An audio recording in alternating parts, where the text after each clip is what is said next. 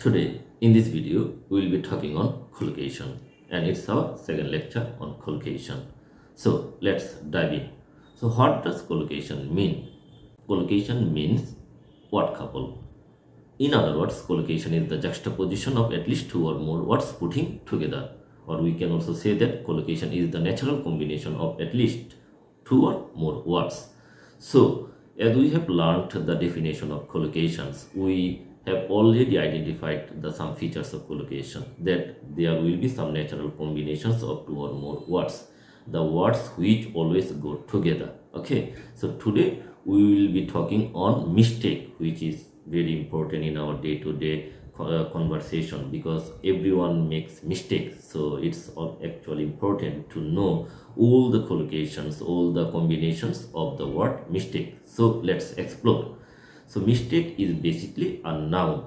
So there are some adjectives which always go with the word mistakes. For example, we can say big mistake or great mistake. So we can say that it's a great mistake to assume that your children will agree with you. So it's a great mistake, or we can say it's a big mistake. So before mistake, we can use the adjectives great and big. Next, we can use adjectives with the word mistakes to denote that something ominous or bad might happen. For example, we can say bad mistake, dreadful mistake, fundamental mistake, ghostly mistake, grave mistake, serious mistake, terrible mistake, costly mistake, expensive mistake. We can use these adjectives plus the word mistakes, bring color to our conversation to sound natural and fluent. Collocation is very important, because if you want to speak English effortlessly, so collocation will help you actually immensely. So we can say this dress was an expensive mistake. So I shouldn't have bought this dress because it's cost an arm and a leg. So if something is very pricey, costly, you can say it's a rip-off in English. So it's a rip-off, or I have been ripped off, or it cost an arm and leg, to means that it's very costly. So these expressions are also important for our day-to-day conversations. Next, we can also use disasters, fatal, tragic, elementary, little, simple. Sorry, I have made a simple mistake. I didn't notice it. So you can say like this. We can also use common mistake, genuine mistake, honest mistake, deliberate mistake, past mistake. You haven't learned anything from your past mistake or mistakes.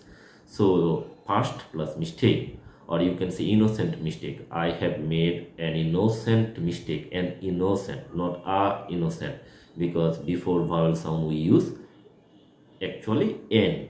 Okay, so he has made an innocent mistake, but he has made a grave mistake. So these are the words which always go with the word make actually. So these are the collocations of the word make. So there are also some verbs which we can also use with the word. Let's explore the verbs. First, we always use make a mistake, not do a mistake. It's a very common mistake in our country, and this question is very frequent in different types of competitive exams. So when you come across this type of question, for example, he has made a great mistake, so you will say that he has made a great mistake. Other verbs are repeat, learn from, pay for, or we can also use discover, realize. Too late, she realized her mistake. Too late, she realized her mistake. অত্যন্ত দেরিতে হলেও সে তার ভুল বুঝেছিল. Also we can use acknowledge, admit to, correct, put right, rectify. Rectify is very formal, so try to know the differences between formal expressions and informal expressions actually. And how can you actually remember collocations in your active vocabulary? It's pretty easy. You have to read a lot. You have to listen to a lot of podcast or a lot of conversations actually, naturally. So there are umpteens of videos on YouTube which might help you immensely to take your English to the next level. So learning words from the dictionaries might not help you as you think that it might help. So this is a wrong concept.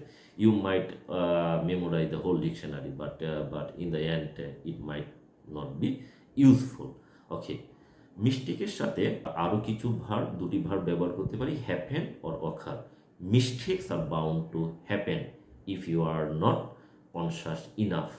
So mistakes are bound to occur, mistakes are bound to happen.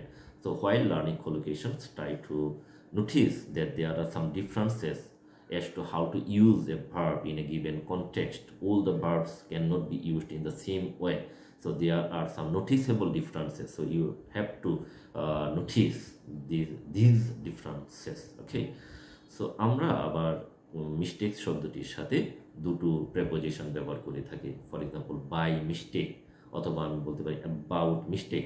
For example, I made a mistake about her, I made a mistake about her, or I picked up the wrong bag by mistake, I picked up the wrong bag by mistake, আমি ভুলবশত ভুল ব্যাগটি পছন্দ করেছিলাম।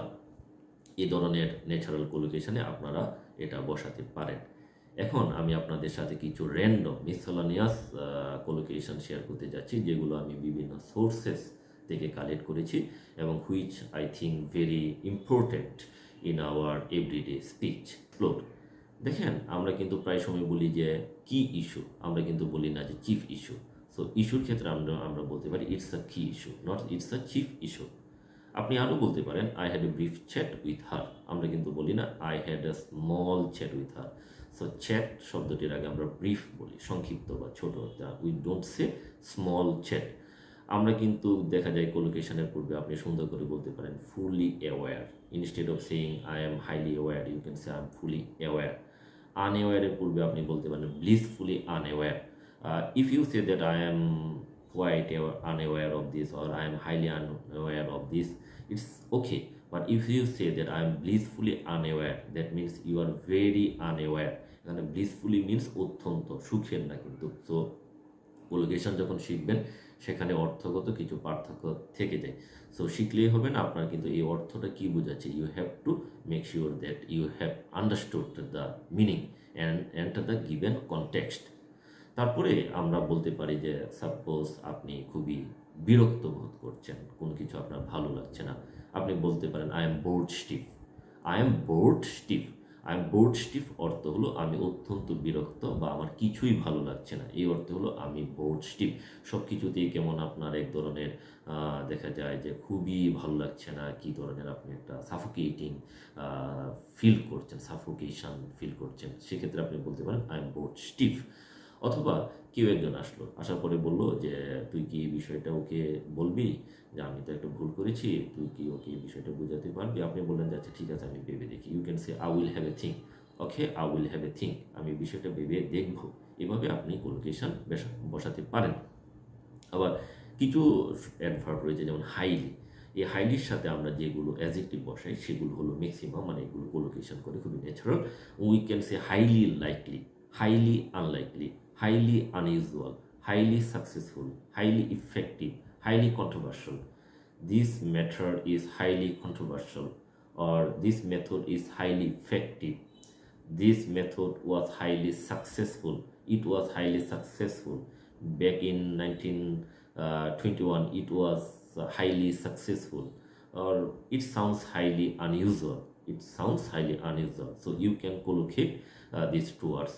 Highly plus likely, unlikely, unusual, successful, effective, controversial. You can use these adjectives. Okay, these are very natural and frequent in our day-to-day conversation. We can also say, if you say that I am highly frustrated, you can also say I am bitterly frustrated.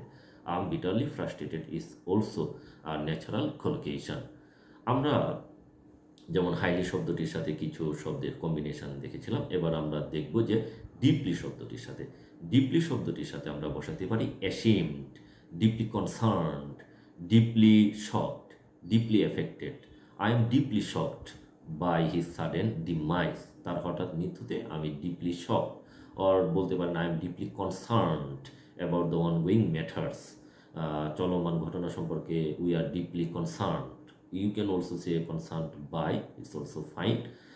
আমরা কিন্তু বলতে পারি আরেকটি যদি adverb নেই তাহলে আমরা বলতে পারি ridiculously. So we know that ridiculous means something nonsense, highly. So we can say ridiculously cheap. It's ridiculously cheap. Exorbitantly এটা হলো অপোজিট। আমরা যদি বলি ইটস exorbitantly pricey, তার মানে এটি অত্যন্ত দামি, যেটা আমরা রিপ অফ অর্থে বলেছিলাম। আপনি বলতে পারেন it's ridiculously cheap, it's ridiculously expensive, মানে এটা অত্যন্ত ব্যয়বহুল। আর you can say it's ridiculously easy, low, high or large. So এই সকল অ্যাডজেক্টিভের পূর্বে আমরা রিডিকিউলাসলি অর্থাৎ অত্যন্ত অর্থে ব্যবহার করতে পারি।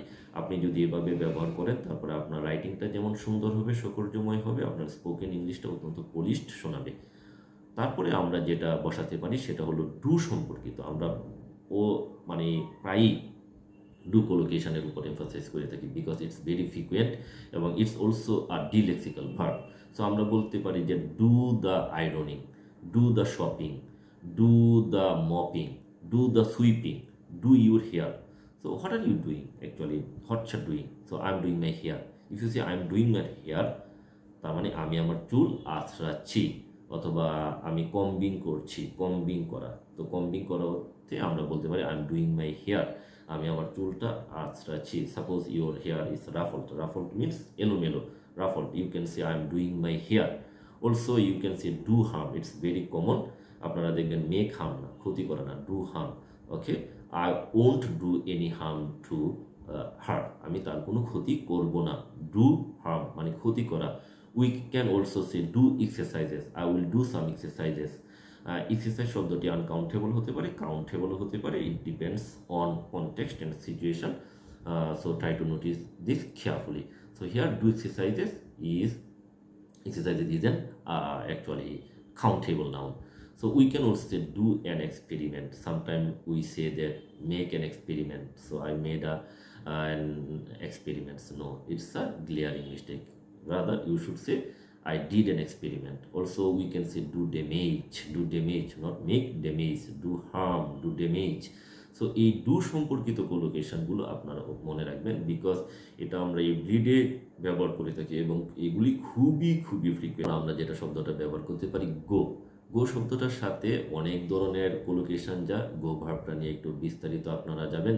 দেখা যায় গো ভার্বের সাথে গো প্লাস আইএনজি, এটা এক ধরনের কোলোকেশন যা। ফর এক্সাম্পল আমি কিন্তু বলতে পারি go shopping, I went shopping, go swimming, go dancing, go walking, I went walking, go fishing, go jogging, go running, I went running, I went driving, I went running মানে আমি দৌড়াতে গিয়েছিলাম। আবার go for a plus এ সকল verb বসে তখন এগুলো noun হয়ে যায়। আমরা বলতে পারি go for a walk, go for a drive, go for a stroll, go for a jog, go for a run, go for a swim. So এই শব্দগুলো কিন্তু খুব অত্যন্ত ইম্পর্টেন্ট। সো গো ভার্বের সাথে কখনো আমরা আইএনজি বসাচ্ছি, কখনো গো ফর এ প্লাস ওই ভার্বটা মানে নাউন হিসাবে বসাচ্ছি, আবার কখনো আমরা বসাচ্ছি যে গো লিঙ্কিং ভার্ব হিসাবে বসলে তখন এটার পরে অ্যাডজেক্টিভ বসে। আমরা যেমনটা লিঙ্কিং ভার্ব বলেছিলাম be, become, remain, stay, fear, seem, sound, feel, look, smell, taste. এছাড়াও কিছু ভার্ব রয়েছে যেমন কাম, গো, এগুলো লিঙ্কিং ভার্ব হিসাবে বসাতে পারে। যেমন গো ম্যাড, পাগল হয়ে যাওয়া, he went mad, I will go mad, আমি পাগল হয়ে যাব, অথবা she will go mad if she come across that you have flip through her diary. তো সে যদি দেখে যে তুমি তার ডায়েরির পৃষ্ঠাগুলো উল্টিয়েছো বা দেখেছো তাহলে সে পাগল হয়ে যাবে। আমরা অলসো বলতে পারি গো বল্ড, টাক মাথা হয়ে যাওয়া, হি ওয়েন্ট বল্ড, তার মানে টাক মাথা হয়ে গেল, টেকো হয়ে গেল, মানে মাথায় কোনো চুল নেই। আমরা অলসো বলতে পারি go grey, my hair is going grey. সাধারণত আমরা মানে ইংল্যান্ডে বা ইংলিশে বলে যে হেয়ারের অর্থে টার্ন অথবা গো বসাতে পারি যে গো গ্রে, কিন্তু আপনি গো হোয়াইটও বলতে পারেন, সমস্যা নেই, হোয়াইট বসে। আমরা বলতে পারি যে গো ব্লাইন্ড, গো ডেফ। সো দেখা যাচ্ছে যে ম্যাট, বল্ড, গ্রে, ব্লাইন্ড, ডিফ এই শব্দগুলোর সাথে আমরা গো ভার্বটা বসাতে পারি কোলোকেট করার জন্য। সো ইটস আবার go sour, it went sour, the milk went sour, দুধটি কি বাসি হয়ে গেল, দ্য মিল্ক ওয়েন্ট সাওয়ার। এখানে আপনি যদি বলেন the milk became sour, it doesn't sound natural, the native speaker don't use sentences like this. So you have to be very natural and conscious while using the language. So আপনারা বলতে পারেন the milk went sour. আমরা বলতে পারি যে এখন কিছু শব্দ রয়েছে কিন্তু হওয়া অর্থে, অর্থাৎ আমি আগে বলছি বি অর্থ হওয়া, বিকাম অর্থ হওয়া, গো অর্থ হওয়া, গ্রো অর্থ হওয়া, টার্ন অর্থ হওয়া, কিন্তু এদের সাথে মানে ভিন্ন ভিন্ন অ্যাডজেক্টিভ বসে ভিন্ন ভিন্ন মানে বাক্য বা এক্সপ্রেশন গঠন করে। যেমনটা আমরা বলেছিলাম গোর সাথে যাচ্ছে কি ব্যাড, সাওয়ার, তারপরে বোল্ড, গ্রে, ব্লাইন্ড, ডিপ। তেমনি টার্ন শব্দটির সাথে বিভিন্ন কালার যাচ্ছে, colour turning yellow, it's turning yellow, অথবা আমরা বলতে পারি ইটস টার্নিং গোল্ড, রেড, পেল, হোয়াইট। তার মানে রঙের ক্ষেত্রে কিন্তু আমরা গো বসাতে পারি না। যেমন আমরা বলতে পারি না ইট ওয়েন্ট রেড, এটা লাল হয়ে গেল না। ইট টার্নড রেড, এটা লাল হয়ে গেল। ইট টার্নড ব্ল্যাক, এটা কালো হয়ে গেল। তাহলে টার্ন প্লাস আমরা কালার্স বসাচ্ছি, এটা খুবই খুবই important. So try to notice the differences between them. Okay, পরবর্তীতে আমরা বলতে পারি যে ফুল, মানে ফুল ইল, আমি অসুস্থ হয়ে গেলাম, I fell ill last week, অথবা yesterday I fell ill suddenly, হঠাৎ করে আমি অসুস্থ হয়ে গেলাম। অথবা আমরা বলতে পারি fell silent, all the audience fell silent, সবাই হলো নীরব হয়ে গেল। আমরা বলতে পারি যে grow older, I am growing older, এখানে গ্রো তো হওয়া। আবার আমরা বলতে পারি যে grow louder, why are you growing louder, তুমি এত শব্দ করছো কেন, why are you growing louder, এত জোরে শব্দ করছো কেন। আমরা কিন্তু এখানে বিকামিং লাউডার বসাতে পারি না। আবারও বলছি যে আমরা যে ডিলেক্সিক্যাল ভার্বে আলোচনা করেছিলাম have, it's also a very important verb which we should know, and it's very common actually, we actually use them in our day to day conversation. So in order to be a fluent and better speaker, you have to learn the dialectical verb and also collocation.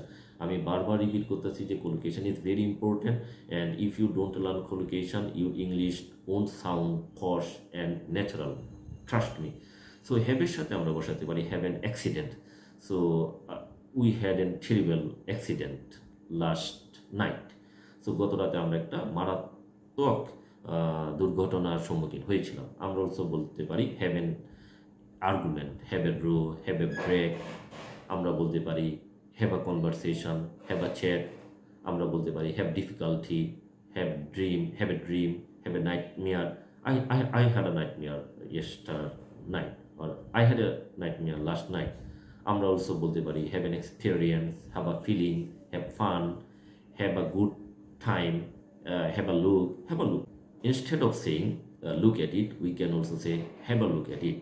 So it sounds natural and colloquial। ওটা আমরা বলছিলাম যে instead of saying look, you can say have a look because it sounds natural and colloquial।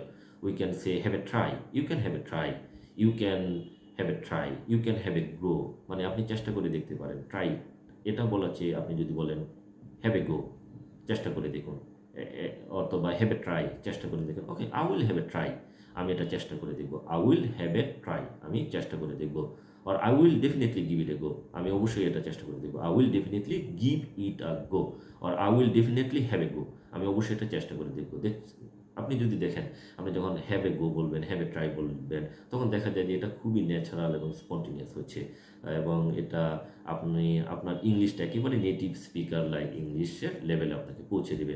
আপনি বলতে পারেন যে yeah I had a great time there, I had a great time there, আমার খুবই ভালো সময় কেটেছে সেখানে। তাহলে হ্যাভের ক্ষেত্রে বিভিন্ন কোলোকেশন বসে, এবং ইংরেজির যে 10টি ভার্ব রয়েছে যারা সর্বোচ্চ ব্যবহৃত হয়, এর মধ্যে হ্যাভ হলো একটি। আদার্স ভার্বগুলো রয়েছে সেট, বি, এরকম 10টি ভার্ব রয়েছে যেগুলো হাইয়েস্ট ব্যবহৃত হয়ে থাকে। যাই হোক, পরবর্তীতে আমরা আবার টেক ভার্বটা, এটাও একটি ডিলেক্সিক্যাল ভার্ব, এর সাথেও বিভিন্ন ইম্পর্টেন্ট কোলোকেশন জড়িত। ফর এক্সাম্পল আমরা বলতে পারি take a holiday, take a trip, take a train, আর take a bus, take a liking to. I took an instant liking to her, তাকে দেখেই আমার ভালো লাগলো। I took an instant liking to her, তাকে দেখেই আমার ভালো লাগলো। এটা একটা চমৎকার ইংলিশ। অথবা আপনি বলতে পারেন my sister took an instant dislike to the new teacher, নতুন টিচারকে দেখেই তার ভালো লাগেনি। This sentences actually mind blowing.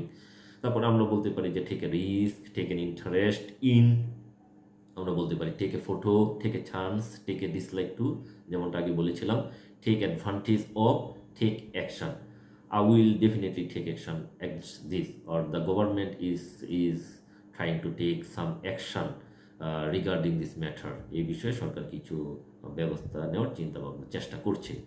আমরা কিন্তু বলি টেক অ্যাকশন, টেক অ্যাকশনস না, বা টেক অ্যান অ্যাকশন না, the government will take an action, it's a common mistake. So try saying take action. তারপরে আমরা বলতে পারি যে আপনার আরও কিছু শব্দ রয়েছে। ফর এক্সাম্পল আমরা বলতে পারি যে গ্রো শব্দটির সাথে, এখন গ্রো শব্দটির সাথে কোলোকেট করে, যেমন আমরা দেখা যায় ক্রপস, প্লান্টস, ক্রপ এবং প্লান্টসের ক্ষেত্রে আমরা গ্রো শব্দটি কোলোকেট করি। আবার রেইসের ক্ষেত্রে কিন্তু ভিন্ন। আপনি কিন্তু বলতে পারেন গ্রো শব্দটা বসে প্লান্টেশনের সাথে, এটা কোলোকেট করে। আর রেইস বসে সাধারণত বাচ্চা, লালন পালন, মানে বেড়ে বা এনিমালসের ক্ষেত্রে, children. Okay, I am raising some animals, or I am raising some cattle. এইরকম বসে, I am raising some cattle. I am not I am growing some cattle. I am growing some আপনি বলতে পারেন crops. Okay, I am growing different types of crops this season.